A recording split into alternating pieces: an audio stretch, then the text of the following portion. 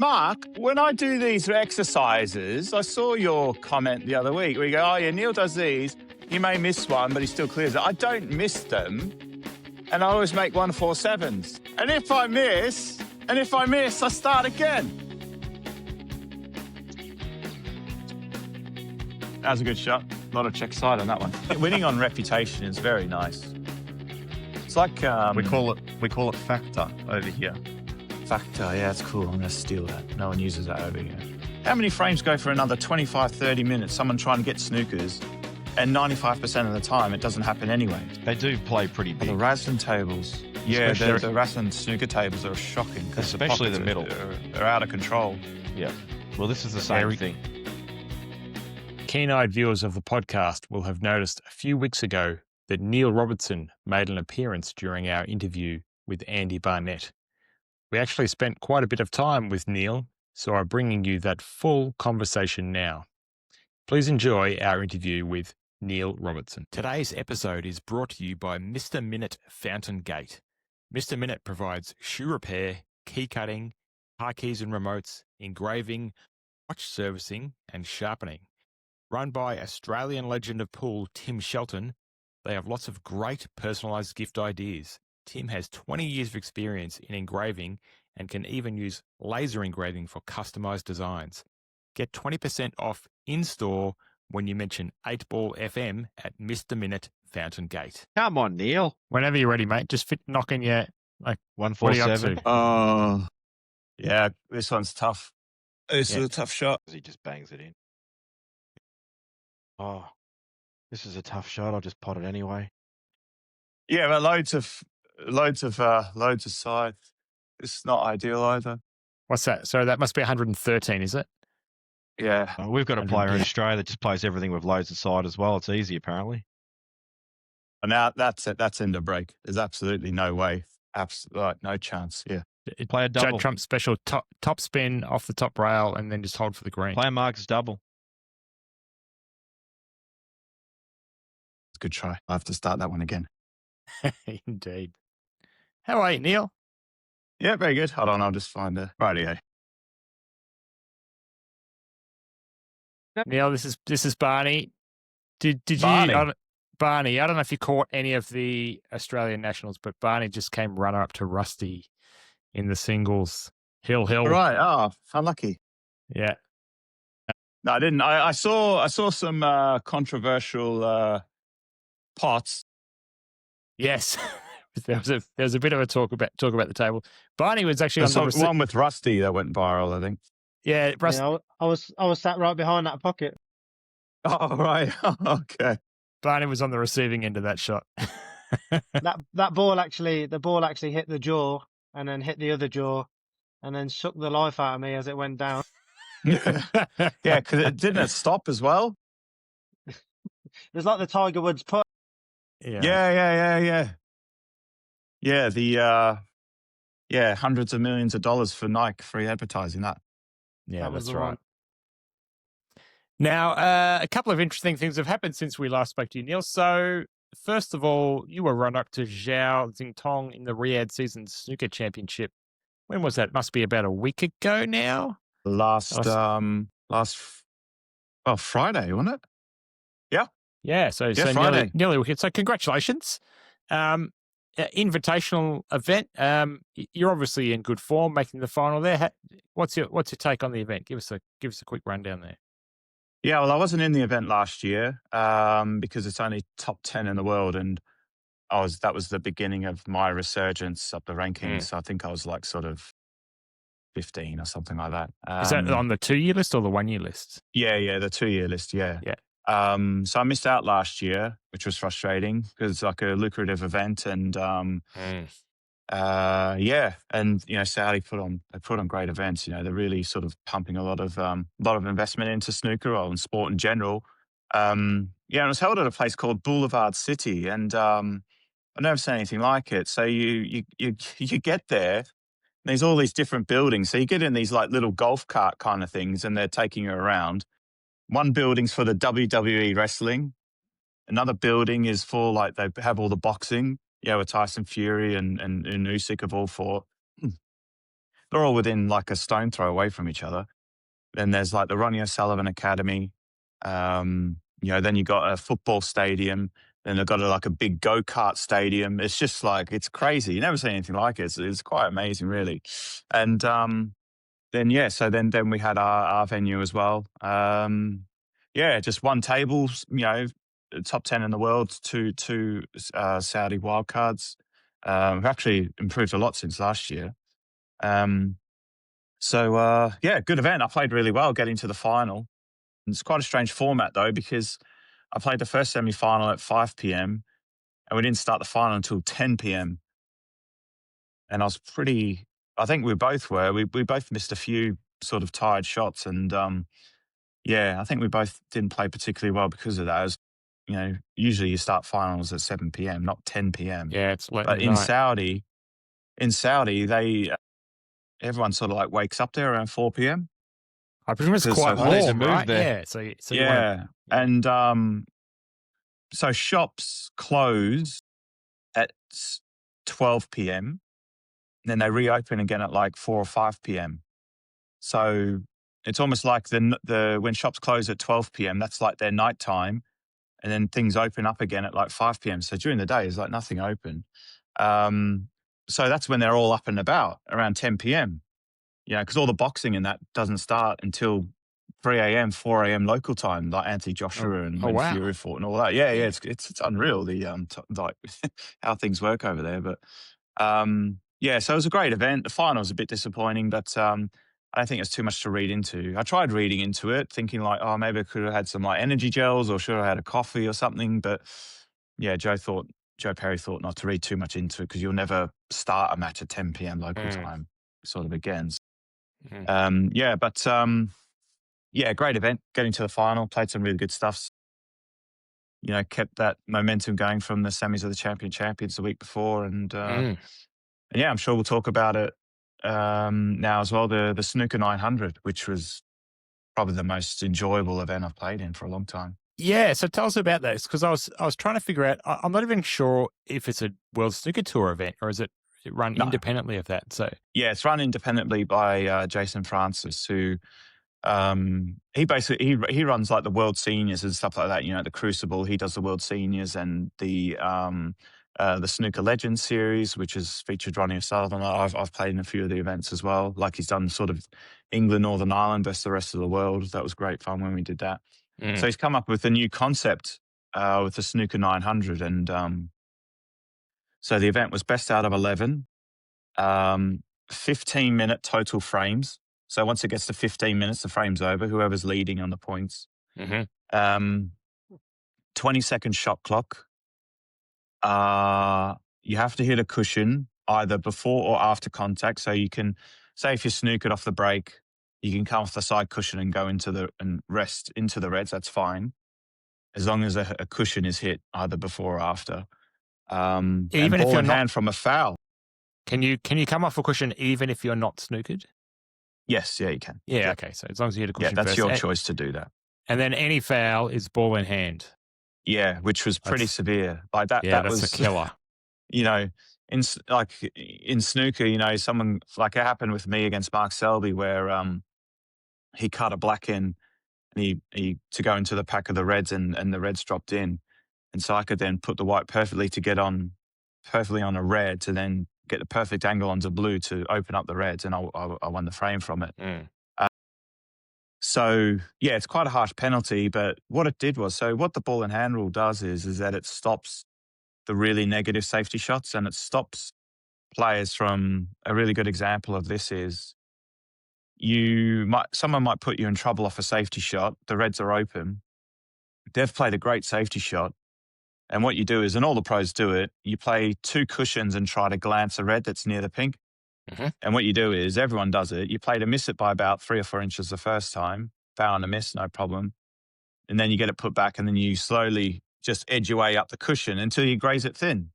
And it's a bad part of the game because unless you can see a red absolutely full ball, you're never going to get warned. So I would rather give away 40 points in fouls than give my opponent an easy chance when they're going to win the frame from it. So it cuts that out. It makes you play proper shots. And, so playing with these rules, I was a bit skeptical with, to apply it in sort of major tournaments, but I think that there's definitely room for this. None of the frames even got close to expiring after 15 minutes. We all just won the frames.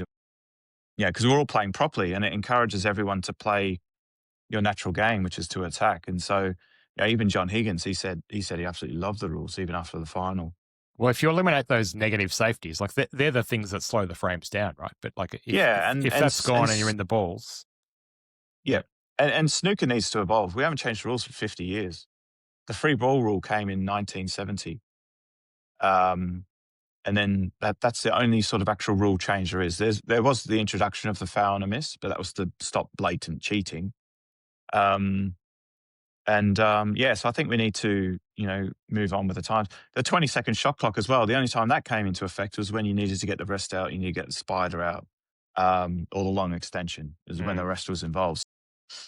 I think you could probably play the 25-second shot clock. It wouldn't be any issues. So yeah, I really liked it. It was a great event. Made everyone play properly. I think the worst thing for snooker has going for it is that, like Mark Selby and I, we had a frame in the champion semi-final where it was really good safety was played, but the frame went for an hour. Like, you just can't have that in modern sports. You can't have a frame that goes for 1 hour. Like, the purists really enjoy that sort of stuff, goes on down to the black. But, the younger generation are going straight onto TikTok, or they're changing the channel to a different sport. So we need to keep younger people engaged, and playing hour-long frames isn't going to do that. Playing frames that go for, 15, 20 minutes is more ideal. So I think there's some tweaking to be done to maybe introduce it in a trial event, like in a proper event, not the shootout. The shootout's a bit of a circus, really, because it goes down to a 10-second shot clock and the matches are 10 minutes. It's just a one-frame event. Yeah, we've been talking a bit about silly. timed matches. Your brother hates it, by the way. But in Chinese 8-ball. In Hayball, yeah. And one of my observations is there's a real push to get into the Olympics, right? But in the Olympics, let's say it's the gold medal match, you need to know that the match is on at 2:00 and you can sit down on your couch and you're going to watch it for 1 or 2 hours, whatever the case may be. But then there'll be a winner. It can't just go on for hour after hour after hour. You have to kind 100%. of get to an end. Yeah, that's right. I mean, even even test match cricket has a time limit on it, right? Like, obviously, we smashed them in 2 days. Yeah, played a one-dayer instead, basically. Yeah.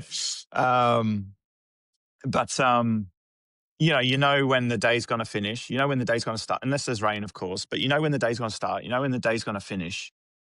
But with snooker, like, there's no kind of like end to it. And I wouldn't like to see sort of crazy rules introduced, but I think that we need to evolve and change it in some way. I'm still currently on the players board, and I was talking to Ken Doherty, and he thinks sort of 25-second shot clock is fine. You could even have 25-minute frames. Yeah, like, why should somebody?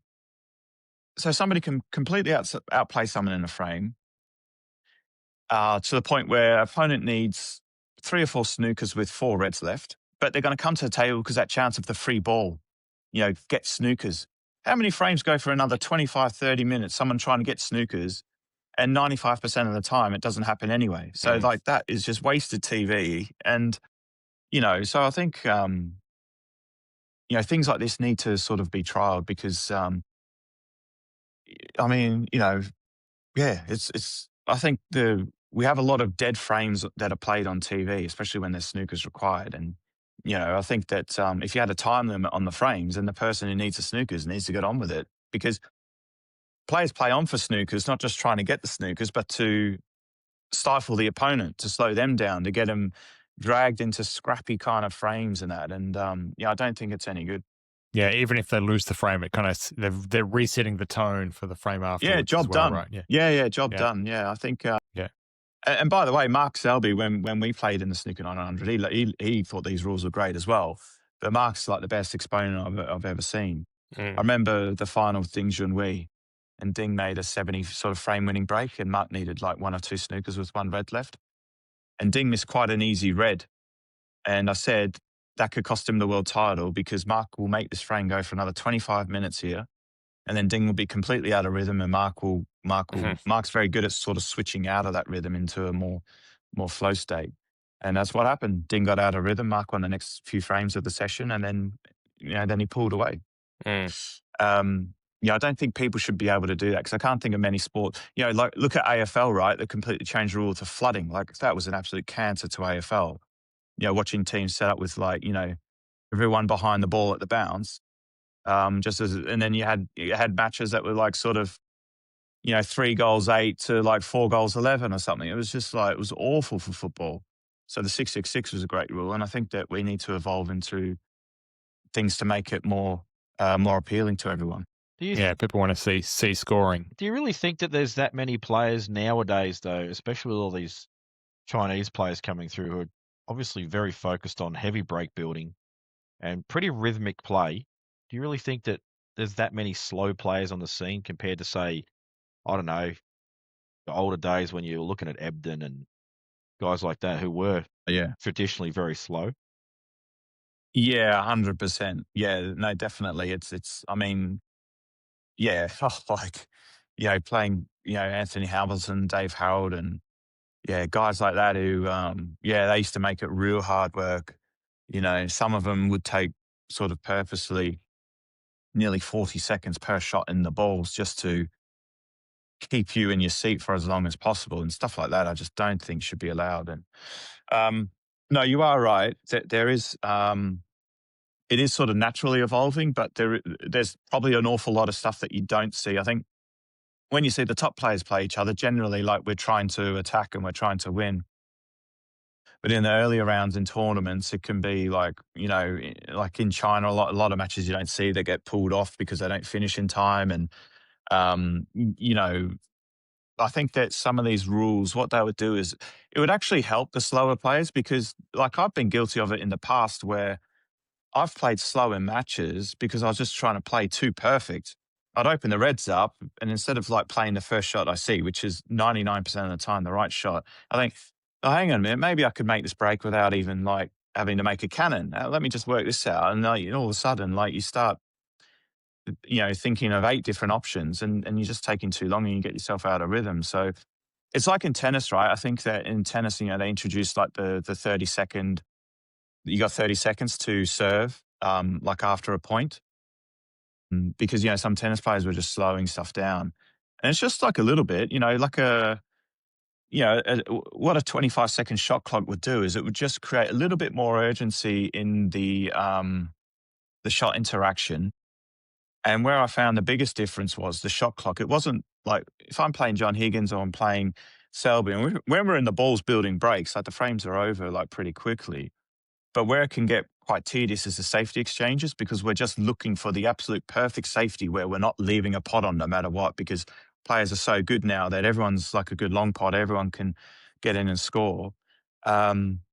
So the safety exchanges can take too long, where what this did is actually forced you with the ball and hand rule and with having to hit a cushion, it actually forced players into being really creative with their safety and playing aggressive safety shots where they're trying to put people in trouble as opposed to not leave something on. And did you find, you talked about that come off 2 cushions and skim off a red near the pink. So if you're in a snooker like that, do you find more and more people just say, well, bugger it, I'm just going to blast the pack and, take my chances? Was there any of that going on or was it? No, absolutely not. No, I found myself in a situation where that shot came up twice for me, where I actually had to commit into hitting the red twice. One time I called it perfect and the other time I called it a little bit thick. But it was strange actually having to play that shot properly as opposed to sort of, missing it on purpose a couple of times before I eventually glanced it. And so it just made people be more accountable for their shots, and there were no scrappy frames at all hardly in the whole event. And, for the most part, everyone really enjoyed it. Like, if John Higgins and Mark Selby, who are 2 of the best tactical players in the world the game's ever seen, say that they really enjoyed these rules, and I think that says a lot for it. Yeah, it does. Yeah. And tell me, who was it's a separate to WST event. How did how were entries decided? Was it an invitational event? Was Yeah, it? just Yeah. invitational. Yeah, it was. Yeah. So Stephen Hendry was actually like because he lives quite close to where the venue was, and because it also coincided with the UK Championship qualifying that's on at the moment, so it was quite restricted with who could actually go. But yeah, so it was myself. I played Stephen Hendry in the quarterfinals, and Stephen Hendry actually had a century and 250s against me. He actually played really well. Um, I think then it was Mark Williams played Gary Wilson, John Higgins played Barry Hawkins, Mark Selby. I can't remember who Mark Selby beat. That's a pretty Or good Zhao lineup. Gudong. Zhao Yeah. Gudong. Yeah. So all like multiple Yeah. ranking event winners over the past like 12 months. Yeah. Apart from Stephen, but Stephen actually he played. He actually won more frames against him than what Mark Selby did. I bet he still draws a crowd though. Yeah. Oh, yeah. Especially with his Q-Tips channel and all that sort of stuff. Like Stephen's become incredibly popular still. Like when he played, like everyone always wanted him to lose, but now everyone loves him because of his channel and that's like doing so well. So yeah, it was a really good lineup and that, and Ronnie was watching it as well, and he thought it was amazing. The rules are absolutely tailor made for him. I mean, if we had these kind of rules in say like the World Championships over the last 20 years, he probably would have won 12, 13 world titles. No, I'm not even joking because his brain's like a computer. He sees the safety shots instantly. So fast, yeah. To see, him, he spots a safety shot in 10, 15 seconds. For me to spot the same kind of one will maybe take 25. And when you accumulate that over a match, the shot time is just so much quicker. I did notice an article talking about Marco Fu. I don't know if you caught this, but Marco Fu is apparently officially now the fastest player on tour. I think Tipchire and Ronnie are both around the 17-second mark. Marco Fu, 15 and a half seconds a shot he was playing. Yeah, so the reason why that is, it's a medical reason, is because he has he kind of has like a imbalance sort of thing where he actually can't stand up for more than a couple of hours. Gets really dizzy and it's something to do with his eyesight or something. So he has to play absolutely rapid, or else he needs to win a match by a certain time, or else he just can't focus and sort of stand up, keep his balance. So, which is a real shame because he was a wonderful player. Yeah, But he doesn't even feather. he actually still can play great. But when you're playing at that kind of speed, you're more prone to an unlikely miss, So But he doesn't feather the ball at all or anything. He just lines the... No, he doesn't, and he never has done. Yeah. Even when he was at his best, 6, 7 years ago, he never used to really feather anyway. Yeah, no, that's right. Now, let me ask a question on Barney's behalf because he told us before he's a bit nervous in meeting new people and he's sitting here quietly. We were talking a bit about self-confidence, Neil. So give us a pro tip from the top level when you're trying to work on your self-confidence. Like what's the steps that you take to try and improve that in your... Well, I mean, ever since I started working with a sports psychologist last year, I've learned an awful lot about that. And a lot of it comes to like your daily structure and your planning around your practice and things like that. And going into tournaments, knowing that you've done everything you can to sort of prepare yourself. So a lot of it comes from preparation, really. Sort of being nervous and anxious in matches is because of the uncertainty. But if you put in all the practice and, with however many hours you're given to be able to practice, obviously I can practice as much as I want. But, if you work and all that sort of stuff, obviously that's a bit more restricted. But if you go into, say the Australian Nationals or something, say if you only have maybe an hour and a half or 2 hours maximum to practice like after work or whatever in the evenings, if you have done that going into it, then you're going to feel an awful lot better about it than someone who hasn't been and think, oh, geez, I wish I'd practiced a little bit more. I wish I would have been a bit sharper. Just little things like that. But confidence is something that sort of comes and goes. I think confidence and self-belief are two different things. Like confidence is like, I'm very confident with long balls. I could miss a few and all of a sudden I'm not quite as confident maybe as what I was 3 shots ago. And then all of a sudden I could crack one in and then I'm really confident again. That confidence comes and goes in matches and a shot can change that. But self-belief is something that, you need to ingrain in yourself and be positive about. If you're a really negative sort of person and don't think too much of yourself, then you're always going to struggle in that area. Barney, anything you want? You got Neil here on the Yes, channel. Barney, anything specific you want to ask Fire about something that? at him, mate. Fire something at him. No. So that was actually very helpful because I actually went to the nationals very prepared this time. Between the World Championships and the nationals, it was more a case for me working on myself off the table rather than on the table. Like I know that I can play the game and I know I can play the game to a high level. I wasn't really too concerned about my game on the table, but I knew if I could get myself right off the table, good mindset, good headspace, etc., and then turn up to the nationals with the, like you say, the hours on the table weren't really a necessity for me. It was just a case of practicing when I wanted to practice, when I was enjoying the practice.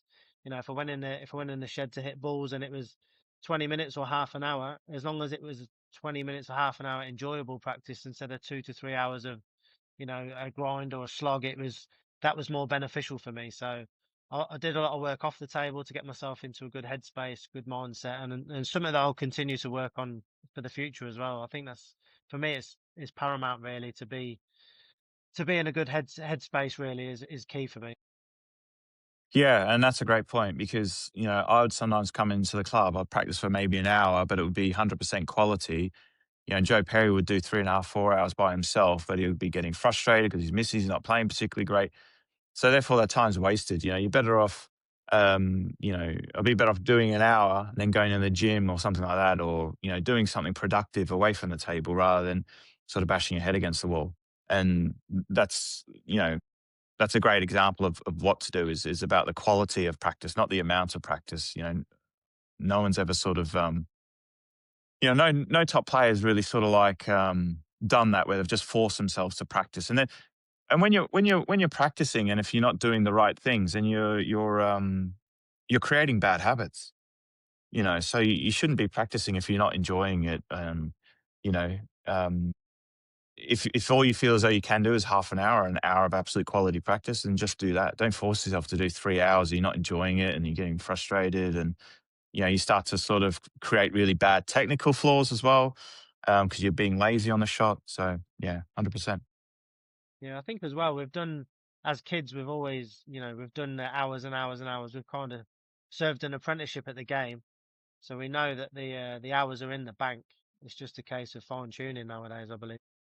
Yeah, exactly. Yeah, like what I'm doing with these lineups and that. You know, I'm not doing them because it's going to severely help my cue ball control. Like I know how to do all that sort of stuff with the amount of practice I've done. I'm just like fine tuning, keeping everything in good nick. And if there's an area of my game where I think it needs to improve, then I'll put time into that. But I don't need to, I don't need to clear the lineup 6, 7 times in a row to like improve and get better at anything. Mm. It's all about fine tuning. It's different if you're a kid and you're learning a sport, then you really do need to put in the hours.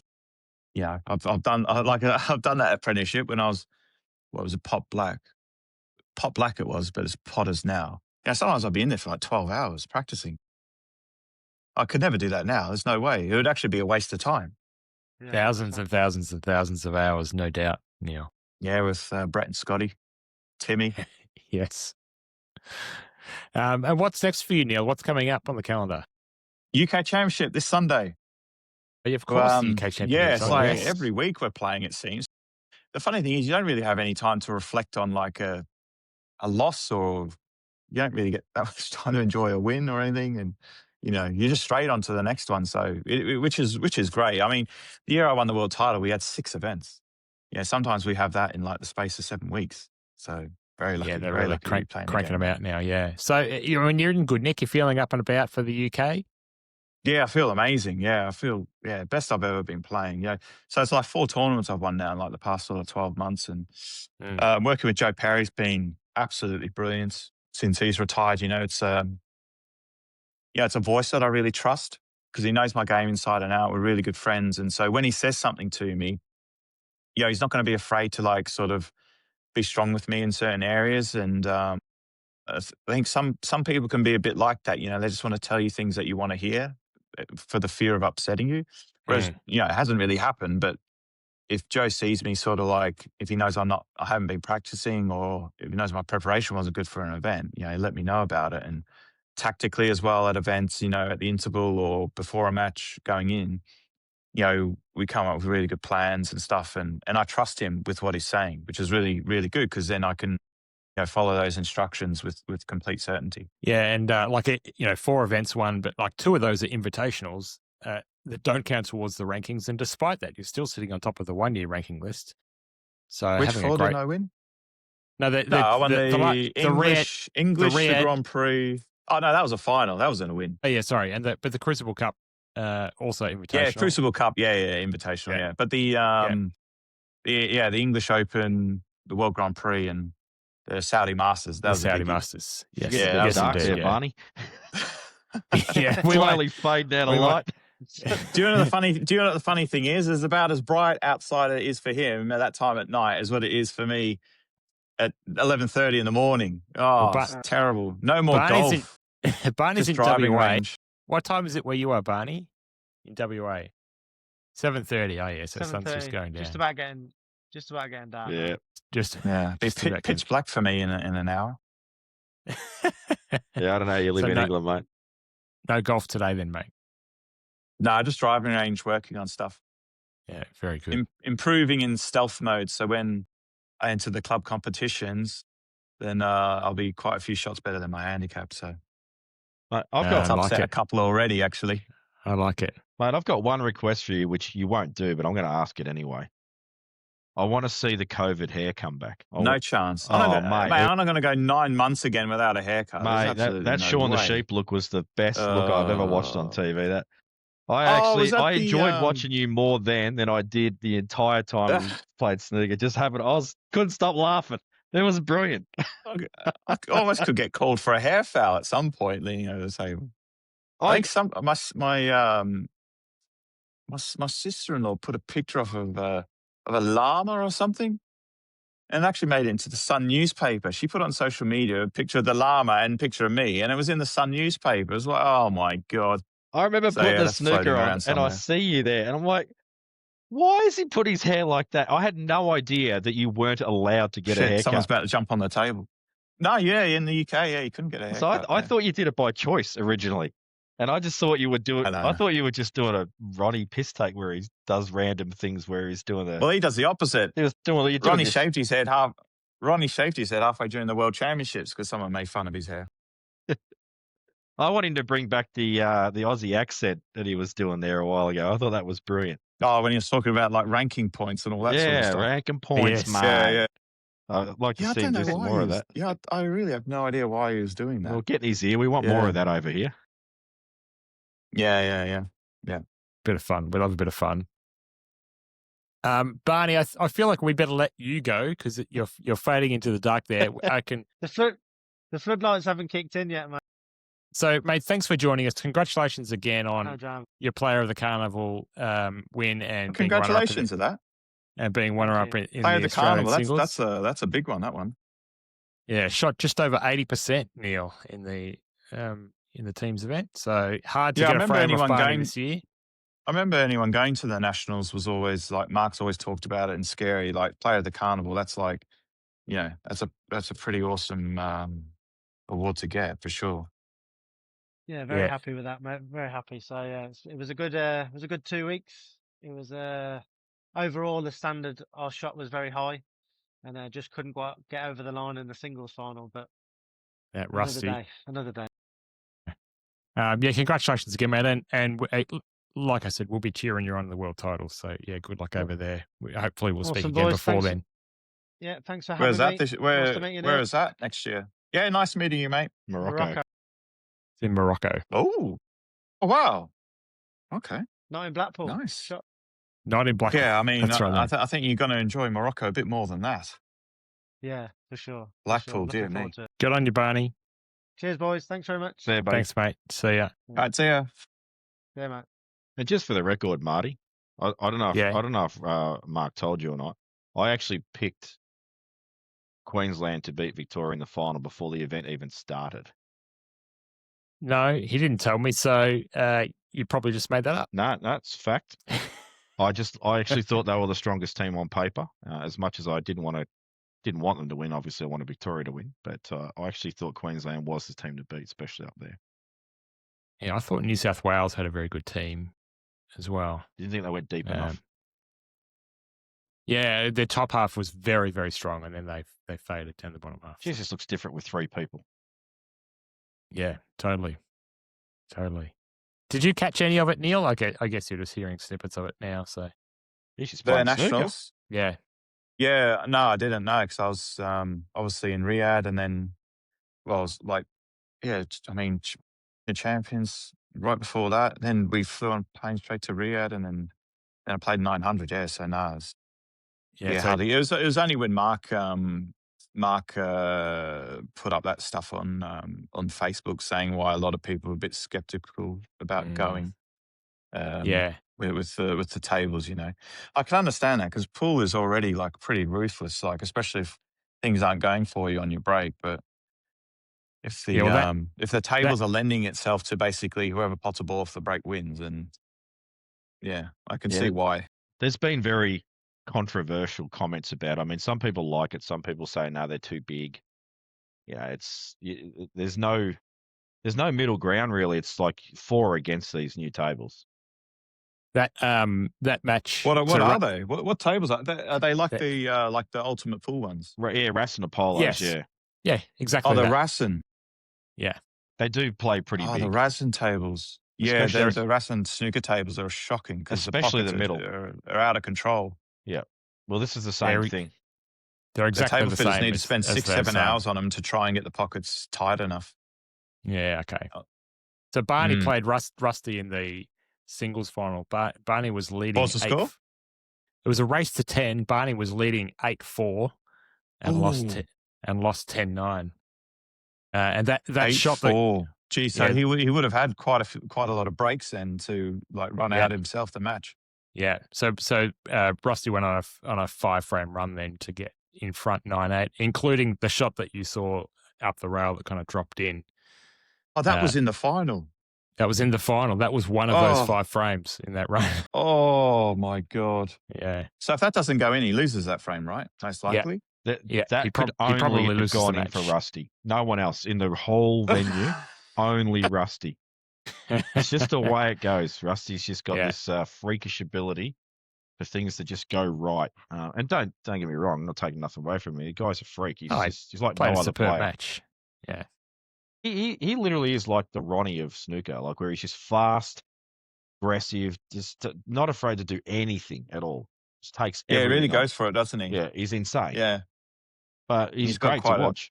A strange mannerism around the table as well. He's got that huge bridge as well, doesn't he? Really long bridge. Yep. Really long. Yeah. But yeah. I mean, technically he does everything wrong. Everything. But he seems to just deliver the ball. So he could... So how do you think you'd go on like what you would say would be like really tight 8-ball tables? Well, he says he's going to start playing Chinese 8-ball. Mark, I think Scerri could be quite good at it. I think Mark, because he's got like the a Woodsy snooker kind of technique. Good. Yeah, Woodsy, because again, snooker background. Yeah. I don't know too many of the pool players back home anymore. There's a... Because you've got to factor in the guys who would actually enjoy the game as well.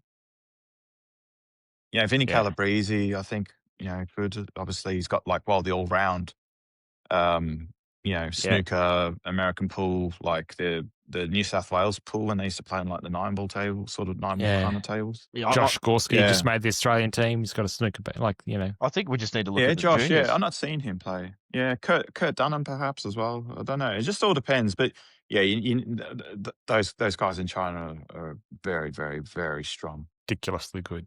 Yeah. Yeah, and they put in a lot, I've had 1 hour's hit on a Chinese 8-ball table. Absolutely loved it. But would I be any good at it? Probably not. It's very, very hard. It just depends if...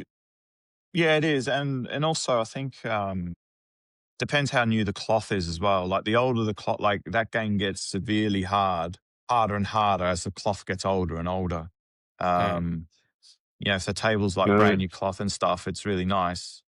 But if the cloth gets, you say that gets now. quite worn, it's tough. My number one beef I've had with 8-ball over the last 10 years is you just hope to get a shot in a tournament. So I look forward to playing in tough conditions where I can actually compete in a match and have a say whether I win or lose. So you draw a Yeah, bunch that's of right. balls down Yeah, the I mean, rail. in a way, it's like the international tournament in China where the pockets were just absolute. It was just a joke. It was basically, it was almost whoever potted the first red one because they got in, and when you're in the balls, you actually couldn't miss. Like if you missed, you had a severe twitch, like a really bad one. But anyone who was like capable in the balls just was, yeah, they're scoring 30 points heavier than what they usually do, and they were twitching balls and they're still going in, which. Yeah, the top players in any sport, they're the ones who can handle it under pressure and are more clinical. Yeah, like a guy twitches frame ball black with the reds all in the open. Like if that's going in, obviously that makes a big difference. I assume it's the same in 8-ball, if not worse, because if someone pots a ball off the break, it's like, oh well, this frame's over. Well, it's worse because like if the amount of twitches for guys who can beat, say, someone like me in a tournament is there's a very big range. There's a very big range there, whereas you're only playing against professionals. We're playing against people who are much lower level. So when you've got these gap closers like pocket size, they twitch more often, but they get away with it. Their shot selection is far worse, but not as heavily punished. So they're getting rewarded constantly. And also in 8-ball, the difference when you're a more skillful player, it might only be one shot a frame that you have the opportunity to shine and show the difference. So the bigger the pockets, the less advantage you're getting in so many areas. Whereas in snooker, you need to play, even if you break building, say a break of 70 or 80, there's probably still a good half dozen key shots in there that you need to play every few shots to keep it going. Whereas if you're playing a lower level 8-ball player and the pockets are very big and generous, not only does their poor shot selection get rewarded, but that one shot per frame to make the difference, they get let off. And the key shot that they would normally twitch and miss, they're twitching and they're going in. So Yeah, that's infuriating. it's pretty. Yeah, I'm a bit over it. Wow, so that shot that dropped in for Rusty was one of those frames. Wow. It just happened to be Rusty. That was the thing. Like, that's what Jamie said. No one else would have gone in for. It wouldn't have. It just would have sat over the hole. He's special, that guy. And it was 8-4 down, first to 10 in the grand final with the singles. 8-4 down. So how many breaks would Barney have had? Well, he lost 10-9, so said 10 breaks. 9 or 10. Oh, it was 10-9. I thought you said 10-8. It was a good final. Like the final was good. Yeah, it was. So they brought a good standard. Yeah, Barney had 2 more breaks. No, after must have more than that. It was Mark got the frame. It was 7 wrong. frames. That ball that dropped in was at 6-8. So all right, sorry, no, to go to 7-8, yeah. Oh, so total? but from 8-4 though, you would have had what, like another 3 or 4 breaks? Yeah. Yeah, he said earlier He he was crunching the front ball because normally he cut breaks. He was crunching the front ball because I don't know, he just changed his mind. He pots a ball, runs a rack, and then he does it the next 2 frames, dry breaks, and Rusty runs a racks. Oh, so he changed his break during the final. Well, I thought it was a good move. I actually applauded it because I can't stand the cut break. Yeah. I personally think the cut break should be outruled from the game. You should have to hit the front ball. I'd love that rule to come Why? in. Because a cut break kind of puts all the balls on the side of the table? It can do. Yeah, I mean, it doesn't always. Yeah, I mean, it does it in Chinese 8-ball. In Chinese 8-ball, if you cut break, it puts them all on the cushion. I mean, you think about the physics of a cut break, it makes sense that it would do that. But on the smaller tables, and they're so reactive, they can go everywhere. I mean, you see more and more people are cut breaking, especially when you're watching Ultimate Pool. And why are they cut breaking? Is that reducing the chance of like going in off or something? Or? That is correct. Yeah. So they just punch into the side rail, and then the chance for getting kicked in off or them screwing straight in the middle or straight in the corner, it's just less. And they're getting pretty good spreads now, and they keep the white ball in the predominant area of the table where you think most of the balls are still going to be. So it makes sense to do it, but I'd love to get rid of it. It'd be awesome. high level pool, if you go in off the break, one way or another, you're probably losing 80% of the time. Yeah, you're lucky Yeah. to get a shot. Yeah, it's at that level, especially on these tables where, they're pretty. I mean, these tables were they were like 9-ball tables in the sense that you could catch the inside rail and they're going in. And I mean, they're American tables, they're American-made tables, so you get that. But catching the inside rail or the inside jaw on a pool table for me is the most foreign thing I could ever think of, because whenever you're potting a ball, you always want to hit the outside jaw. If you're going to hit a jaw, if you're not hitting it clean, you always want to catch the outside jaw. Same with the snooker table as Correct. well. Yeah. Because of their round cut, but because these are squarer cut, it will, and especially the cloth's new and the balls are all shiny, everything's in its favour to just slide in. So the skill level required, you don't even have to, like generally on these 7-footers that we play on, you want to get behind the balls on the rail to knock them in. You don't want to be playing them from a 3/4 distance or, middle of the table where you've got to cut it thin. On those tables, you've got the leisure to do that. So your white ball doesn't need to be as neat. I mean, from an attacking perspective, it's really good for TV. But you can get away with poor mapping though. Like you said, on the 7-footers, you've got to land really neat on them down the rail. That can sometimes take 3 or 4 shots to set up through correct mapping. But these guys now, like, because of the tables the way they are, you can, if you've got a ball on a rail, you can play position off 2 or 3 rails and run the white 4 or 5 feet. As long as you're within the area, you're going to have a good chance of knocking in a half ball, ball down a rail, and they're going in a lot. And of course, so those balls should be missing and staying over the hole, which is a great disadvantage now compared to, like, say, the old rules, obviously, where covering a pocket was and the other thing I hate about them too. So. The other thing I hate about them too is if you try and punch a ball down a rail, because to be fair, if you smash it down the rail, like, when you cue the ball, you can club it or you can cue it. Right? Now, when you club the ball down the rail, it will miss. It'll jaw. But if you cue it down the rail, it'll more than likely go in, especially if you hit it pretty accurate. But the thing I hate about those tables is if you smash the ball down the rail and you miss it, it hits the jaws and sits there. It doesn't spit and punish you for missing it. It just sits there. Oh, it's crazy. It's just insane. The Supremes are worse. It jars in the jaws and just, like, stays there. Yeah. It doesn't end up going on a cushion, like, out of place sort of thing. Can you imagine, like, you've got this shot down the rail where if you nail it, you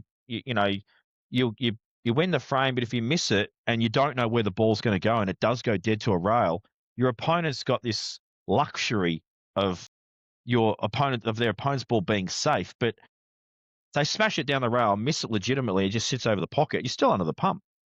Like, it's just crazy. There's so many things I don't like about those tables.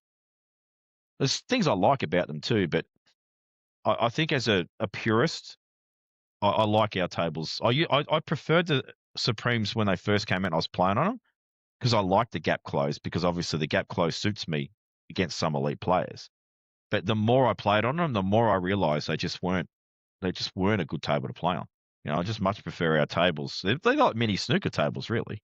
Same cuts. No, they are, yeah. I think a lot of the English guys who have gone over and played on them really liked them as well, compared to, like, over here, like when they used to, just all the tables used to be like those kind of like coin-op tables. Yeah, you look at like, Mick Hill. You could hit balls into the middle pockets properly, like play a proper shot, not worry about the bit of plastic that's just going to spit it back out for no reason. Exactly. Yeah, Mick Hill likes them because he knows, for him it is the ultimate gap closer for skill, because he plays over there on those tables and there's like 50 people that could beat him, but if he comes over here and plays those same 50 people on these tables, there might only be like 5. That's how big a difference it is. It's crazy. So who are you playing first in the UK? Don't know. They do the draw tonight. Well, they're still playing qualifiers. It's random draw. Yeah, it's just top 16 go now. There's 2 tables at the venue, and it's sort of like a mini world championship in that way. Kind of like draw it out of the hat. I might have to keep an eye on it. Pretty tough though, because you're playing someone who's won a couple of matches. They're going to be feeling good about themselves. But race to 6, like the world titles. Yeah, that's just the way it is. Race to 6 though. I like the race to 6. So I like that. I bet on the snooker a bit. The amount of times I've abused you, you wouldn't know about, but Yeah, Well, I'm sure if you backed me a fair bit the last 12 months, you wouldn't have been shouting too much abuse. No, this is going back before. I had a big rest off the punt there for a while, but this is going back when you're going through a bit of a slump. You'd be like $1.12 or $1.08 to beat 18 some months ago. clown, and you'd be your last leg of me multi, and you lose. Yeah, but of course I didn't send that the was the abusive funny message. thing. It's my fault. During that period, it was weird. Like, it was funny because when I had the worst of the results, I was actually practicing so hard. But everyone had sort of seen that I was struggling, so therefore must think that for whatever reason I don't fancy it. And their confidence grows, and then they start knocking in balls that they never used to knock in against me. They're not twitching when they always used to twitch. Yeah. So I'm glad that bloody spell's gone. Now they're back twitching again, which is good. Yeah. Makes a very big difference. Yeah. They're not Rusty going just for won these an long Australian balls title anymore. from people twitching. Yeah. No, winning on reputation is very nice. It's like we call it factor over here. Factor, yeah, it's cool. I'm going to steal that. No one uses that over here. Yeah, go for it. Yeah, because Shane Warne, the second half of his career, a lot of people felt he wasn't as good a bowler, but he got a lot of wickets on reputation of people being scared, and it was quite interesting. Same with Ronnie. The amount of matches I've seen Ronnie win, especially in Saudi early on, he won a few 6-5 where the players that they just couldn't put him away, so he's, yeah. Have you got much insight into what happened with him at the world titles? Like he's beaten Ali Carter, and he played pretty good. Yeah. Again, reputation. Ali I think they're head-to-head is something like 18-1. So he was appalling in the match he lost to Xingtong. That's the worst I've ever seen. Well, possibly any snooker player play. Yeah, basically he just gave Xingtong the world title because Mark Williams was absolutely knackered with the draw he had to get to the final. And Mark Williams was the second semi-final, which means that Xingtong, he pretty much won that. He won with a session to spare against Ronnie. So Xingtong didn't even play that day. So Xingtong had an entire day off. Williams had that epic quarterfinal, John Higgins, 13-12 on the black. The semi-final where he came back from 4-5 frames down against Judd. So what Ronnie did is that Ronnie was hearing a lot about the titanium ferrule, which I changed to. And we didn't know if Ronnie was going to play, but he was secretly practicing with Barry Hawkins and one other professional about 2 months before the world title.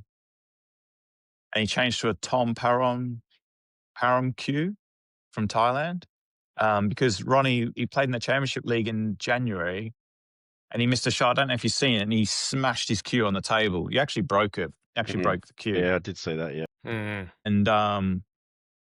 And so he tried a Tom Param cue. And he had a titanium ferrule put on. And titanium ferrule I had put on 2 weeks before the World Grand Prix. And you need that amount of time to adjust because I don't know if I could show you. I'm on the table. Could I actually show you? Give it a go. Don't know.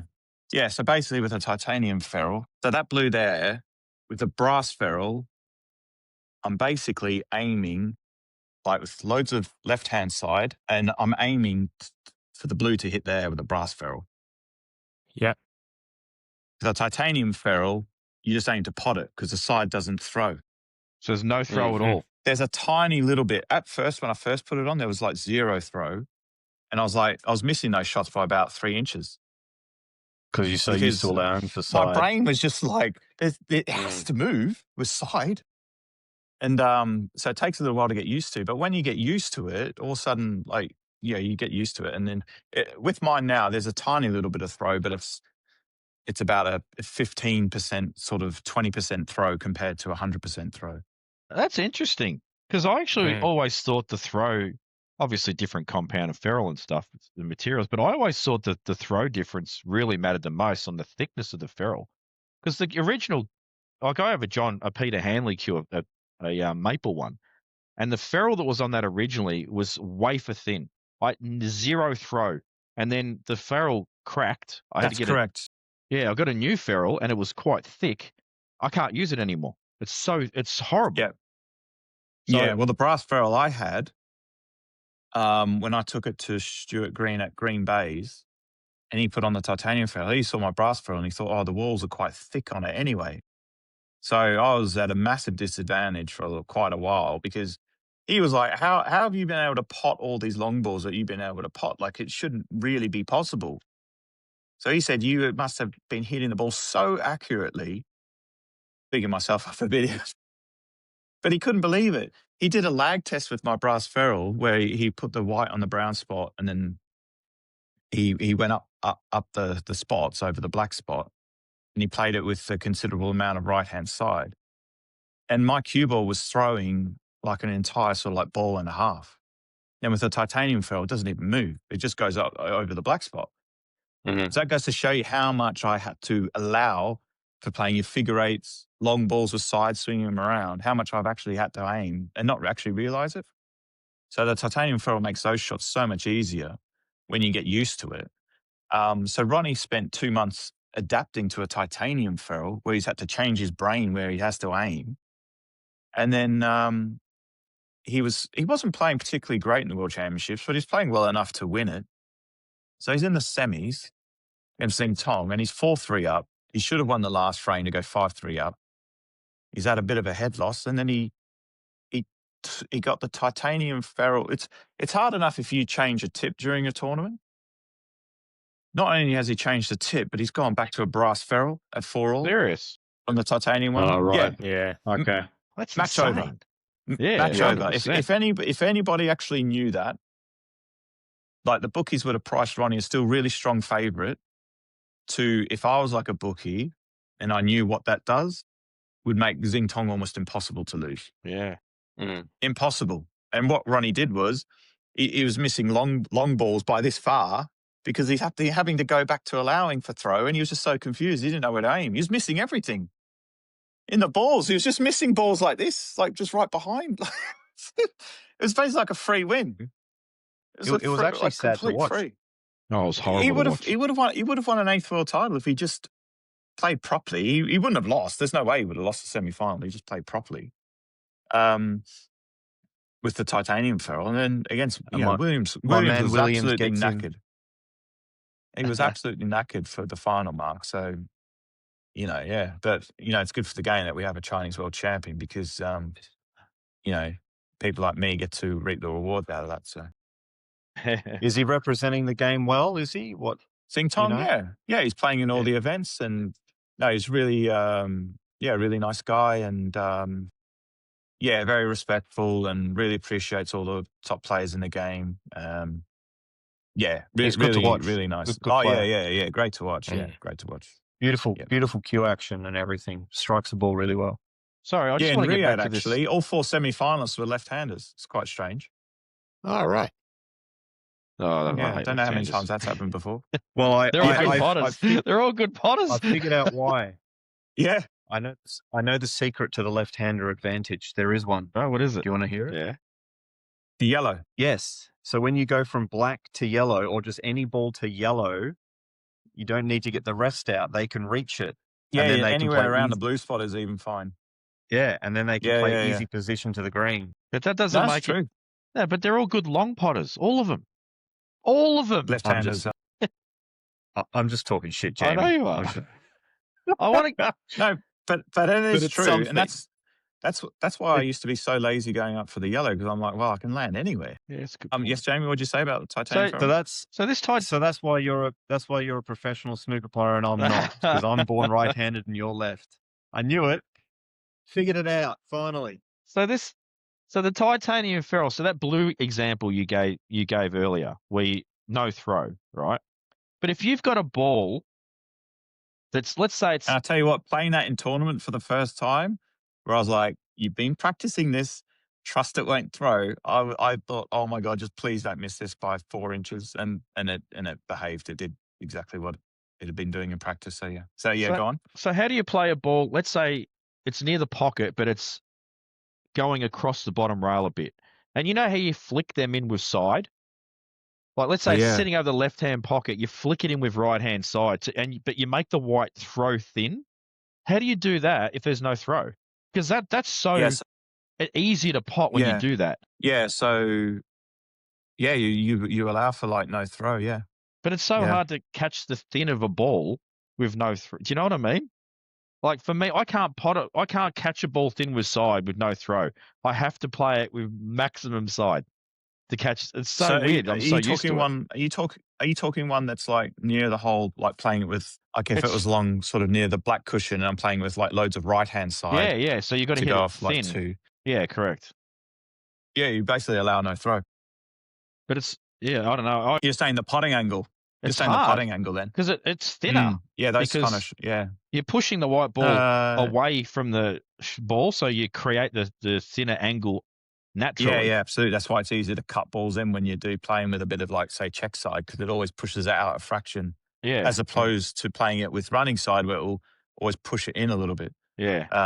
So stuff like that, you just had to kind of like just play loads of shots, try and think of as many shots as possible. Because there was the odd one that came up in tournament and was like, oh, crap, I haven't actually practiced this one. So it's like guesswork there. But it's made playing safety shots a lot easier, especially like the figure eights. Figure eight, you'd have to allow, like with my brass throw, I'd have to allow like a full ball of throw. I'd have to actually miss the ball by 1.5 inches for it to swing into the ball. And then it would, the side would take effect and then swing it around the angles. Yeah. Well, it takes a long time to apply something that you've done in practice to actual heat of the battle competition. Like you can't just have a shot on a practice table, knock in 3 half ball blues and pretend you're going into the pack and go, yeah, right, I've got this down pat. It doesn't work like that. It'd be like if I started learning karate and I did 2 lessons, I can't go out and get into a bar fight and use karate. I'll forget all of it. What a you'll great forget, example. Actually, you'll be like, that I think you should happened. try it. No, because I know what'll happen. It'll go to shit. You've got to do it. You got to do it with such repetition and hundreds or thousands of times, and then you can apply it. Yeah. So when I did a couple of years of Wing Chun, which is kind of like kung fu, like sort of self-defense stuff. And so when I was going clubbing, there was quite a few smart asses around, and I just thought, well, I wouldn't mind sort of learning how to defend myself if someone actually does have a go. And one of the things that they actually said is that there was a guy who was so highly trained in Wing Chun that he faced that encounter and he completely shit himself in the bar because he didn't know what to do. So that part of their training was actually to teach you how to actually be in that situation and actually what to do. Yes, that's actually quite funny. Yeah, no, it's true. That's a good analogy. I got 1% battery, by the way. So just in case if I die, then thank you for having me on. Enjoy your practice, mate. It's been great to have you on. Thanks for joining us. And we'll see you next time. Yeah, thanks very much. Soon. Bye. All righty. Catch us later. Bye. See you, buddy. Thanks.